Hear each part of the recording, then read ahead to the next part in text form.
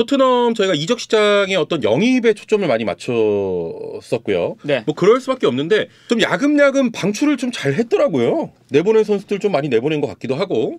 그러니까 이제 뭐 영입 작업 자체가 네. 이적 시장 시작하자마자 빠르게 됐잖아요. 그렇죠. 예. 그러다 보니까 빠르게 이적 시장의 그 영입 전략을 끝마치고 그 이후부터 이제 방출 작업들을 꽤나 활발히 했죠. 그렇습니다. 그러니까 특히나 뭐 초반에 이적 시장 초반에 페리시치, 포스터 그리고 뭐 비수마도 영입했고. 네네. 이제 그러면서 뭐 랑글레도 영입을 했고 네. 하다 보니까 빠르게 좀 이제 필요한 부분들을 완료를 했어요.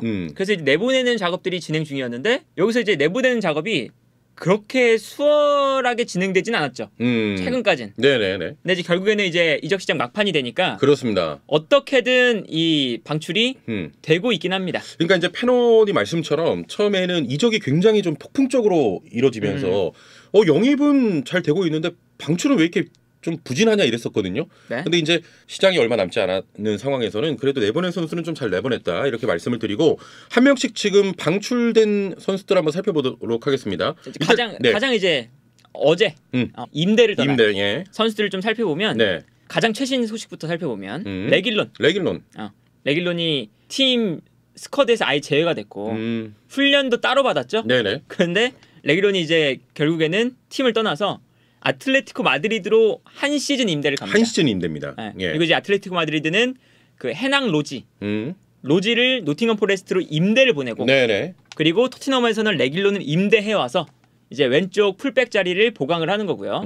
그래서 뭐 레길론이 주전 자원은 아니에요. 아틀레티코 마드리드 가도 주전 자원은 아니긴 하지만 예. 일단은 아틀레티코 마드리드에서 이제 뛰게 되었고 여기 이제 이 세부 조항을 살펴보면 이적 옵션은 없습니다. 네네.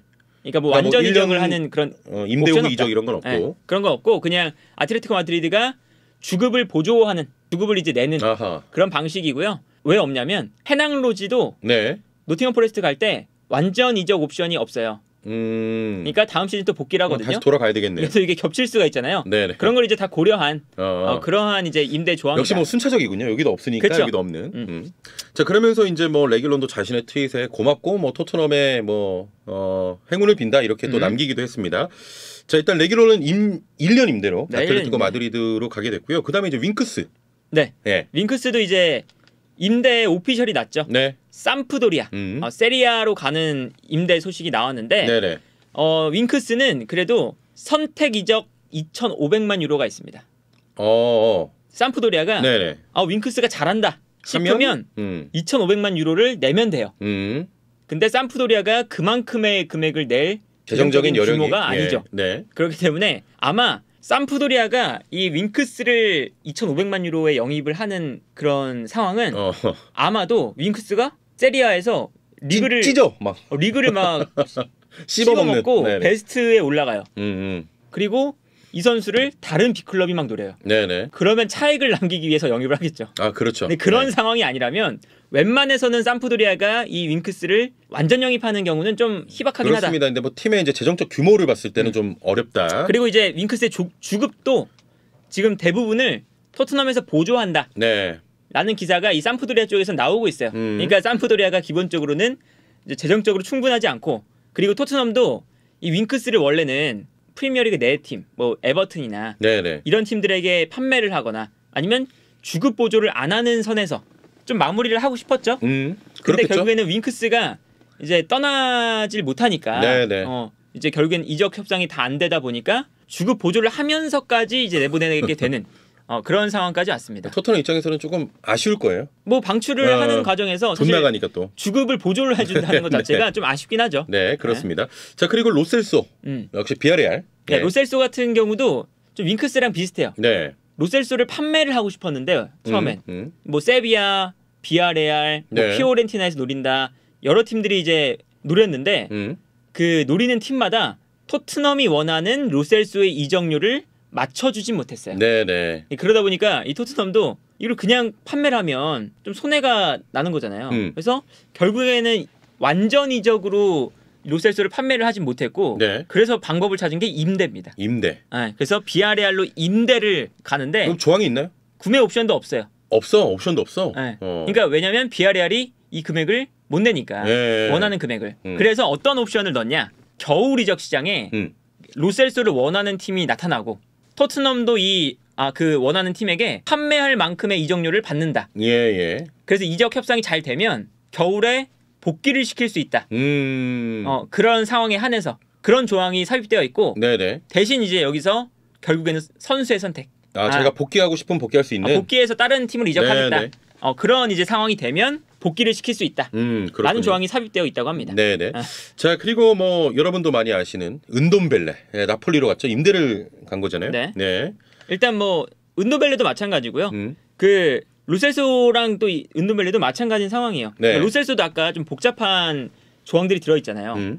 그게 결국에는 판매를 하고 싶은데 안 팔리니까. 그러니까 안 되니까. 근데 이적료는 만족스럽지 않고 네네. 어쨌든 내보내긴 해야 되는데 임대로 나가니까 그게 막 복잡한 조항을 달아서 뭐 겨울에는 뭐 이적 원하는 팀이 있으면 복귀시킬 수 있다 이런 조항을 넣은 거예요. 그런 조항이 있었나? 그러니까 뭐 신기하다. 흔하지 않은 거죠. 흔하지 않은. 근데 로셀소. 이제 은돔벨레도 이제 마찬가지죠. 네. 판매를 하고 싶은데 판매할 곳이 없고 특히나 이제 은돔벨레는 주급이 높다 보니까 너무 비싸지. 이 주급을 감당하면서까지 데려갈 팀이 없어요. 토트넘이 또 저 60%나 주급 주면서까지 그렇죠. 뭐 감당할 팀이 없으니까. 뭐 알려져 있는 소식은 네. 60%를 토트넘이 부담한다.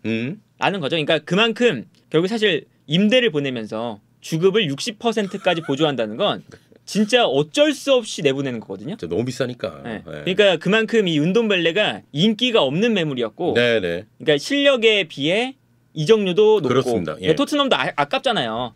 투자한 금액이 있으니까. 당연하죠. 엄청 비싸게 주고. 그래서 지금 이제 이 조항을 살펴보면 나폴리가 영입을 할 수가 있어요.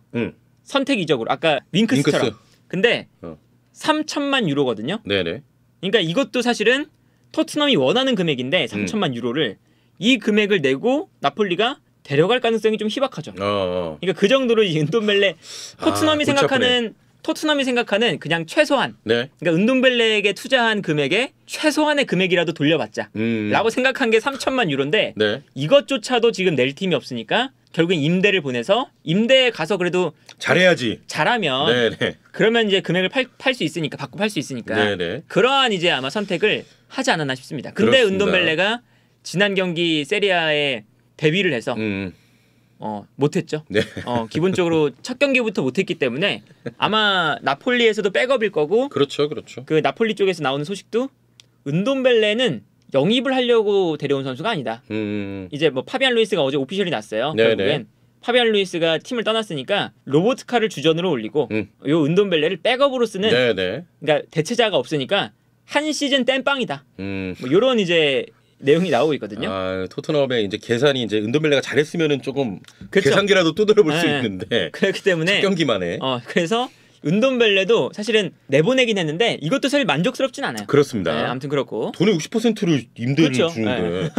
자 그리고 이제 뭐 베르바인 같은 경우는 완전히 저게 성공을 했죠. 네. 그러니까 베르바인은 뭐 그래도 아약스. 원하는 팀들이 꽤 있었고 뭐 에버튼도 원했었다고 하고 그리고 지난 겨울 이적 시장부터 아약스가 원하기도 했죠.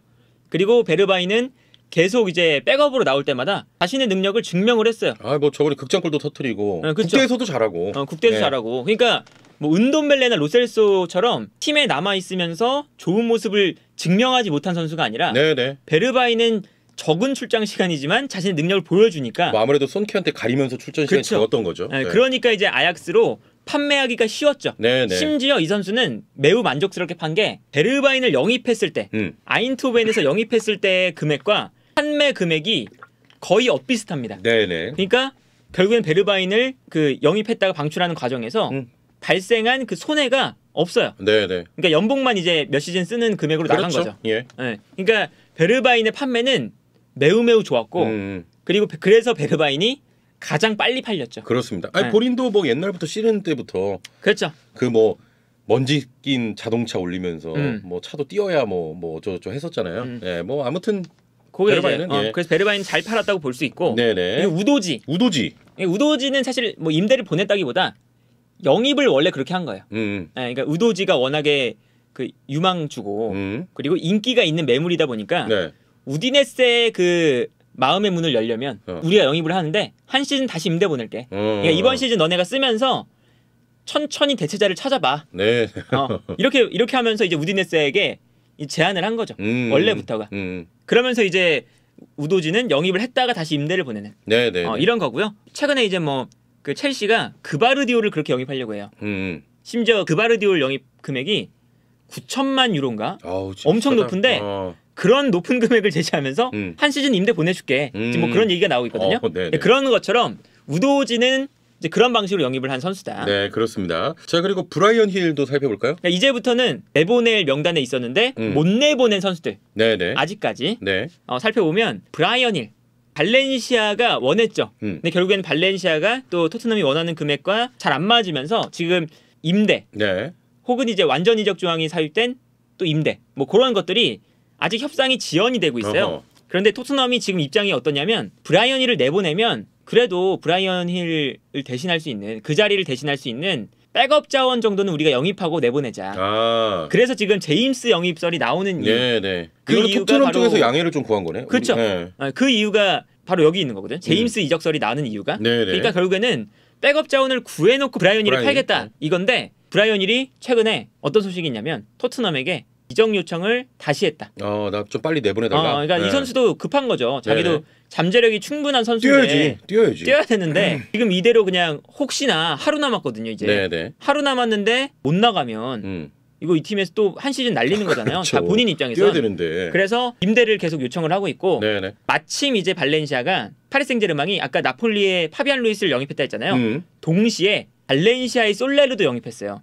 그럼 그 자리에 대체자야? 그러니까 솔레르가 파리 생제르맹은 중앙 미드필더를 영입한 건데 솔레르가 원래 중앙 미드필더도 뛰고 측면 공격수도 뛰어요. 그러니까 원래 이제 멀티 자원이었던 거예요. 그러니까 발렌시아도 이 솔레르가 떠나면서 그 자리, 뭐 브라이언 힐은 측면 자원이긴 하지만 측면 공격수 자리를 브라이언 힐로 메우려고 한다.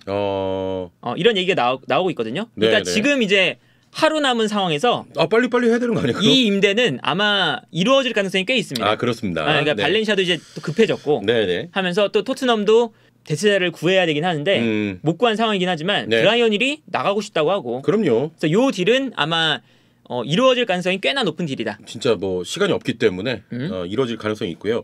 자, 그리고 이제 탕강가와 파페사르를 좀 살펴봐야 되는데 이 두 선수는 뭐 내보내기 어렵다기보다는 이제 풋볼런던 보도에 따르면 이 토트넘이 이제 어려운 일정을 치러야 되니까 그래도 갖고 있는다.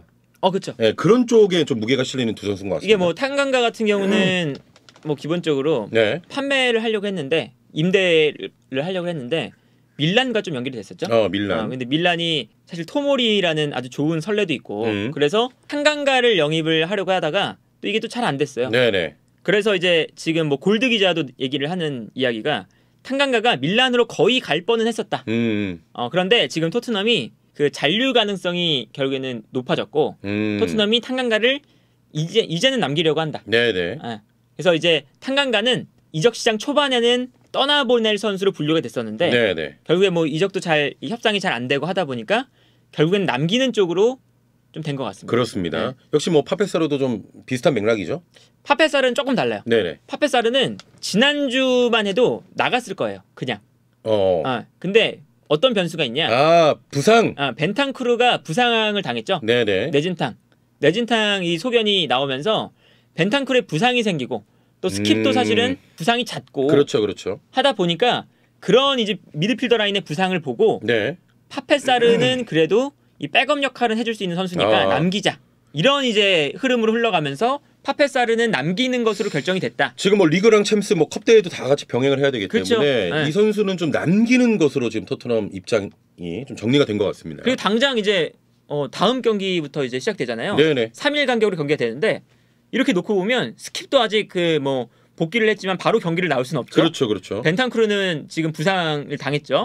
결국에는 호이비에르 비수마 2명밖에 없어요. 그러니까 백업 있어야지. 지금 당장 백업이 일단 없어서 파페사르가 일단 필요한 상황이죠. 그러니까 지난주에 그 벤탄쿠르의 부상으로 갑자기 좀 급변하면서 파페사르는 남기게 됐다. 알겠습니다. 그래서 전체적으로 좀 보면 방출은 그렇게 만족스럽진 않다.